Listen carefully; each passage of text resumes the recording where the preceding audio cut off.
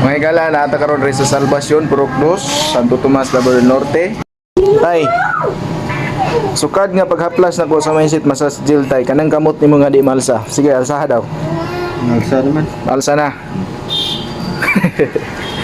Salamat kay sa Ginoo tay. Gidod, alsa gid tay. Thank you Lord. Thank you Lord. Kani si tatay gihilot na ko ning gihaplasan na kog mindset masas jail. Salamat kay sa Ginoo tay. Salamat kita sa Ginoo kay gayo ka. Dilimito na siya. Mo niya asawa. Ma'am, say masulti nimo sa Ginoo, ma'am. Lord, salamat taon Lord na agyod ang imuhang mga panalangin. Kani sa gitawag nga mindset haplas. Abi jud kani pod on kag bukol. Kani bukol? Asa ba kidapit bukol ani pod? Dili jud bayuok style. Bayo, unsa may giaplas nimo ani? Kaning mindset nga violet. Kani may sit pa sa Joel. Okay.